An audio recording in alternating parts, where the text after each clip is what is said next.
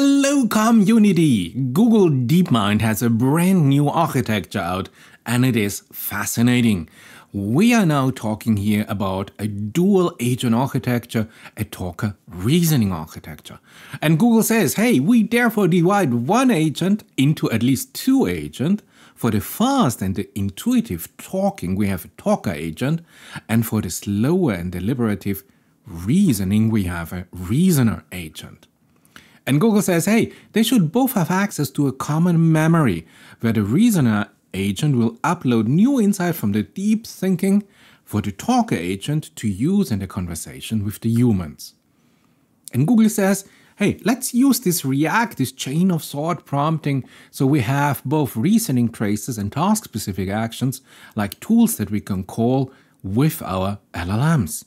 Plus, we will add reflection to extend here the React framework with self-reflection to improve here the causal reasoning of our reasoning agent. Here's the perfect video for you if you want to learn more about self-reflective AI. It's some beautiful 40 minutes for you to enjoy. Or you go here with the chain of thought, with the graph of thought, and you might ask, hey, why does Google not use the graph of thought? It is a much better algorithm. Well, chain of thought is simpler and cheaper. And Google says here, for the reasoner agent here, we will have a continuously update that it updates its belief, and you might ask why its belief, I will explain this in a second, about the user's goal, the user plans, the barriers we have in the communication, the knowledge barrier, the motivations we have or the user might have in the form of a structured object or schema. And yes, you guessed it, we will go with JSON. And Google says, hey, this talker-reasoner architecture is a dual system framework inspired here by this idea by Daniel Kahneman about thinking fast and slow. And if humans do this, thinking fast and slow, let's simulate this in our AI systems. So it aims here to address the dual challenges faced by the AI agents, especially here system 1 thinking and more complex system 2 thinking. And Google says, you know what? We will do here everything that is beautiful. We will have here the environment and the interaction with the environment. We will use here the partially observable Markov decision process that we know perfectly well how to do this in a mathematical framework. Plus, we will use here in-context learning between the learning of our two interactive agents, and the whole system we will use here reinforcement learning. So we have the perfect communication of our AI system with the human, but also we have here the perfect harmony between our two agents. And let's start. So if you're not familiar for my green grasshoppers with the Markov structure, I have here this video where I show you game theory explained for multi-agent, and I use here Markov game. This is a little bit of an extension of the Markov decision process, but here in this video you find everything to know about Markov game structures. If you want to learn about in-context learning a little bit more, and vis-a-vis the pre-training LLM methodology in integration of RAG, this is the video for you, unsupervised in-context learning plus. Or if you want to go here with the reinforcement learning, I have here a complete code example where I also explain here a new mechanism here, DPO, but this is already 5-6 months ago with PEFT, LoRa, 4-bit, Hugging Face, SFT, and so on. So, but now let's dive into this new idea. Let's have a look at the agents. What is each agent doing in particular? So, system 1, the talker, the one that talks here with the human, says, hey, how are you? Yeah, great to see you. It's a beautiful day. So you have a task for me. Hey, this is great. So, the talker. The function is to handle fast, intuitive, and real-time conversation with the human, with the query that comes in. The responsibility of the talkers are generate natural language response, let's say in English, interact continuously with the user. It should be almost like a human conversation, and to retrieve and utilize the latest belief states from the common memory with the system 2 to inform here the responses here on more details, on more insight, because we have a backup system that is running here all the deep thinking, the system 2. And the implementation is easy. We utilize here a powerful in-context learned LLM, let's say since we have with Google a Gemini 1.5 Flash, conditioned with specific instruction to maintain the coherence and the empathy in the interaction with the humans. This is our talker system 1. Reasoner system 2 is now.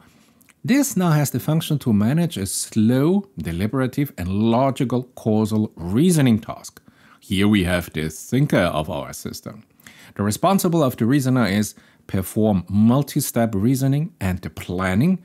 So this is here one of the crucial agent activities, planning the strategy, the next step that we're going to take here, that the talker is going to communicate with the human. This system 2 can now have external tools or connect API calls for an information retrieval, so tools and databases. Plus, it will update and maintain the structured belief state, and I will talk about this in a minute, about the user and the environment. So this reasoner tries to understand what is the environment we are talking. What is the user doing right now? Where are we in the environment? What are the intentions of the user? What are the expectations of the human being? How can I respond in a way that is in accordance with the expectation management? Plus, it should be like a human conversation. And then we develop and adjust here all the plans that we have based now in real time on the user feedback. So you see, we continuously update our plans. It is a self-learning system. And if you see my last video, you say, what a coincidence that now, after we looked here at Microsoft and OpenAI, now Google comes out with this brand new insight. Well, what a coincidence. Implementation employs a hierarchical reasoning model leveraging chain-of-thought prompting and tool-enhanced approaches. Here with the classical, I think 2-year-old now, the React framework with reflection as shown to you in my video. Now, this interaction between agents is nice. It's simple, elegant, beautiful. So we have an asynchronous operation. The talker operates continuously using the most recent belief state available in the common memory shared between both agents, while the reasoner works in parallel to update all the beliefs and generate here the complex planning, the complex strategy, how to solve the task, how to continue the conversation with the human. And of course, memory integration. Both agents interact through a shared memory system where the reasoner updates the belief that the talker can then retrieve to inform its response, to have a human-human conversation. Let's have a very simple idea. This is here from the original publication here by Google. And you see here, if we have only a single-based agent that talks and extracts with multi-step reasoning, you need a real powerful, a real expensive LLM. So therefore, here you see here, we have the user, we have the feedback, we have the LLM, beautiful, we have memory, multi-step, we have the interaction with the world, we have the observation, we have the feedback, and you need a powerful LLM. You can't go with a little 8B or 13B model, no?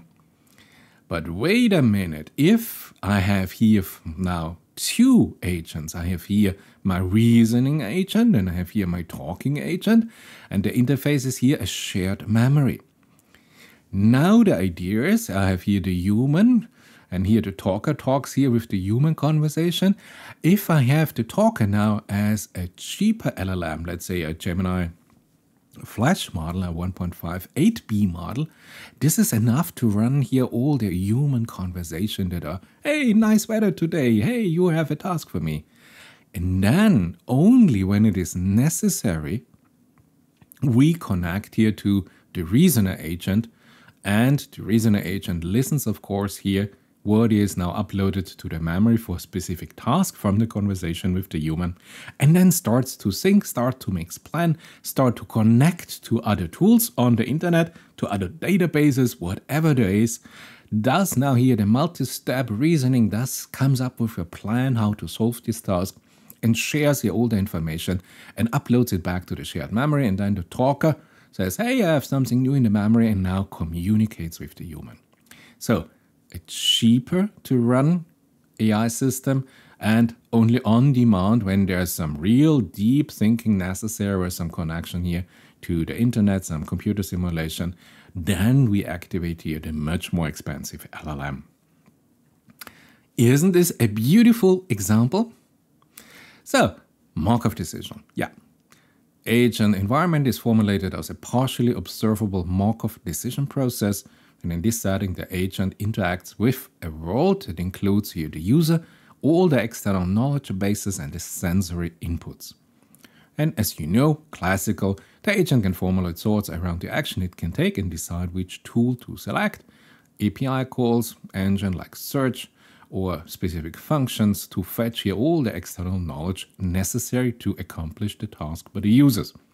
And by combining the series of thought and action along with the results, the agent can now create a plan for solving the problem, a strategy. Our deep thinking agent comes back with a strategy to solve the user task. Now, if you're not familiar here with this process, we have states. The states represent the true state of the world, including the user content and the environment. And we have then belief. And a belief state is updated through a Bayesian inference. I will show this in a minute. You know the actions, external action like doing API calls, and internal action here, Google says these are our thoughts, our belief updates. Because we do not have the absolute knowledge about the external world. We just believe, or the AI system just believes that there is a certain state of the world. If I only have a partially observable Markov decision process, I have the observation, I have the transition, I have the reward function and the policy for ORL, classical term. And the belief update is here. I ask here ChatGPT-4. And I said here, update the belief state through a Bayesian inference means adjusting the agent understanding or the partial belief about the state of the world based on new evidence and observations. And the Bayesian inference is a method of statistical reasoning for hundreds of years. We know this, but combines here prior knowledge with new data to update the probability. And you know Bayes' theorem here about probability distribution. And this is simply what we apply. Now, important that here this Markov framework here implicitly and explicitly here models here the uncertainty that we have because we only have a certain sensor array, infrared, LiDAR, whatever, but we don't know the exact state of the external world. So an agent is in a partially observable environment. It only receives partial information of the true state of the world, and the agent maintains here a belief state, which is a probability distribution more or less over all the possible state, reflecting here the uncertainty about the real true state. And this is here statistics, this is mathematics. And here we have all the mathematical formulas developed over hundreds of years here. We know how to handle this. So, Markov process is necessary in the talk reasoner architecture because, short question to my green grasshoppers, because it handles here really nice the partial observability, it simplifies here the decision-making process, it supports here the efficient learning, and it formalizes here sequential interactions that both agents have to perform. This is the beauty of having here a Markov process. And you know what? This action space, we have an augmented action space and we have a looping there. So in our Markov framework, the agent action space is augmented to allow now for a richer set of behaviors, including now the reasoning capabilities, the acting capabilities, all the tool use that are now available to us, and the belief modeling as I just showed you. And in the action space, we have thoughts. Those represents the agent's internal reasoning traces. We have the tool usage. Agent can interact with all the external APIs, databases, and knowledge sources to retrieve information that is necessary. We have the belief updates I just showed you. The agent extracts and models beliefs about the user or the task at hand. And these beliefs are structured, well, what a coincidence, as JSON or XML and stored in the shared memory between the two agents, and the conversational response generated by the talker agent based on the current belief state and the interaction history of the human conversation. So all the information is there in our action space. Beautiful. And as I told you, we have now here this beautiful idea here that the talker system that engages you with the user in real time, generating quick conversational response based on the beliefs stored in the memory. And this is now the responses that are driven by the user input and the agent's context window. This means the short-term memory. And the beauty is we can have here a rather not so causal reasoning excellent model, like a nice little Gemini Flash model. The reasoner, the system 2, now operates in the background, running only when it is really necessary, running but then multi-step reasoning task, solving all the sub-problems, using here, calling the tools, updating the belief state here. And once the reasoning is complete, the belief is stored in the memory for the talker to access this knowledge for future interaction. We have a new strategy developed by our system 2, and therefore we need the more expensive, let's say, the Gemini 2 Pro model. Nice energy optimization problem. Memory integration, yep. A belief state in the talker model is represented as structured objects that store the agent's understanding of the user goals, the user preferences, and the complete context of the conversation, and how to do the progress toward the task completion. And this belief state, as I just showed you, is continuously updated through the interaction with the user and the tool calls by the reasoner agent. In the memory, we have here the long-term storage of the belief states and the interaction history. And when the talker engages with the user, the talker simply pulls here the relevant information from the memory to prime here its conversational responses. So you see, we have kind of a self-learning system now suddenly, because the more intelligent question the human will ask the system, therefore, the more complex and maybe more intelligent answers will be stored in the memory, and therefore here our reasoner will have to access higher complexity solutions to simply solve the task by the human. Reinforcement learning, yeah, the classical RL framework. The agent employs here a reinforcement-based approach to learn the policies that balance now two systems. The talker's fast response with the reasoner, thorough reasoning, optimizing here the task completion and the user satisfaction. This is the classical that we know. There's nothing special about it. Talker, reasoner, agent both formulate here a reinforcement learning framework. And the key is that the policy pi for the agent is complemented or is implemented via in-context learning. Of course, what else we have? We have a shared memory. So what we use in-context learning, our old friend in-context learning. And this combines here the agent's current belief state, the user input, and the agent's memory to select here a specific action. From a green grasshoppers, this is policy explained. These are the rewards explained in a second. And then the policy function is updated based on the feedback. Using techniques such as proximal policy optimization. Remember OpenAI years ago, PPO, DPO, whatever we have now. And the methods are trained to maximize now the cumulative reward over time, ensuring that the agent improves its A, conversational strategy with the human, and B, the problem-solving capability to really solve the query, the task by the human. In-context learning and prompt engineering, let's have a look at this. Beautiful.